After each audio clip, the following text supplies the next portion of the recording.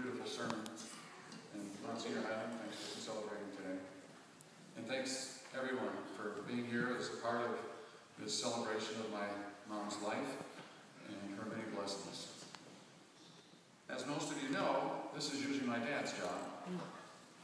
And he's a tough act to follow. But my siblings and my father have asked me to say a few words, and so here it goes. Anne-Marie, patient, kind, faithful, wise, humble, prayerful, and thoughtful. A saint? Are you kidding? Anyone who can put up with my dad for 66 years has to be a saint. And 11 children? Really? At 9 months each, that's 99 months of pregnancy, 3,000 days, 8 years. Heck, that's longer than most NFL players last. And most of the time, she had little ones tugging at her apron springs. I grew up thinking that women were always pregnant, that God just made them that way. It took me a few years to figure out that my dad made her that way. Mom lived with great dignity. She lived with dignity, she aged with dignity, she died with dignity. Whatever the situation, to the very end, she presented herself with such great dignity. The key to her saintly living was her prayer life. Mom loved the rosary. She always wanted her rosary nearby, especially loved to say it at bedtime. One of her cute stories was that if she fell asleep while she was saying the rosary, her guardian angel would finish it for her. In fact, her first prayer would be to her guardian angel to finish the rosary if she fell asleep. One of her surgeons once told us that when he looked at Mom's heart, the blood flowing through her heart was shaped like a rosary. She always knew what saint to pray for. Lose something? St. Anthony. Your eyes are bad? St. Lucy. Need to sell your house? St. Joseph. Sometimes I think she just made these up as she was going along.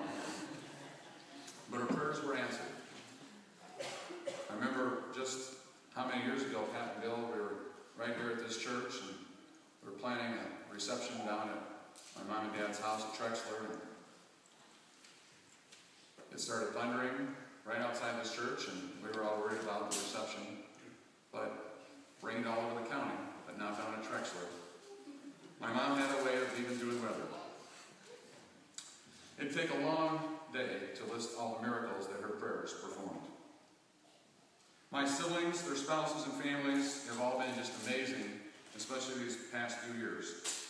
All the visits, spending time with Mom and Dad, working as a team. Every single one of you has made a special contribution, each in your own unique way. A lot of times quietly and without recognition. It'd take all day to begin listing all of these, but what all of us did as siblings and family couldn't hold a candle to what my dad has done these last few years in taking care of Mom. So thanks everyone. You've been absolutely awesome. And thanks Dad for such great care of Mom. My nephew Luke, who is doing missionary work in Africa right now, in South Sudan, asked me to share a few words. He said he will always remember his grandma for her uncanny ability to see beauty and good in everything and everyone. No matter who she was talking to, she always had something good and positive to say. You were always greeted with a kiss and a smile that lit up the entire room and lit up your entire heart and soul. That smile is now lighting up heaven. She will always be smiling down on us and lighting the path in front of us. Carol shared with me this story. She recently had a visit with Kelly, our cousin, who's like a sibling to us. A couple of days ago, Kelly stopped by to comfort Carol and all of us. As she said, as soon as she saw Carol, she just burst into tears. And as they stood there hugging each other for 5 minutes, Carol said she felt Mom's presence just circling her arms around both her and Kelly and comforting both of them. So yes, Kelly, you brought great comfort to Carol, just as we are all doing here in this funeral mass today, in this gathering, by bringing Mom's presence to our attention. Because she's still here, her strong spiritual presence, still faithful, still helpful, still here for us. As Carol said, we don't ever need to be lonely again because Mom's presence is here for us. Just say the rosary. Just say the rosary if you get lonely for Mom. In the same way that Mom has been praying all these years to her daughter Martha, our sister who died 46 years ago, we can now pray to Mom to intervene on our behalf and to pray for us. So St. Anne-Marie Ebener of Oglesby, pray for us. I'd like to conclude with some words that my father asked me to share. The overwhelming outpouring of sympathy directed to me and my great family in this time of grief is so comforting that mere words seem so inadequate. But a simple thank you is all I can muster. I love you, Mugs. I have loved you for all of our 66 beautiful years we spent together.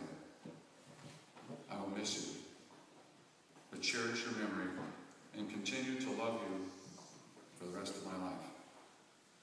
So long, Bob, was the final words as she shared to my dad. My dad ends by saying, and I hope it won't be too long before I can rejoin you. So, St. Anne-Marie of Oglesby,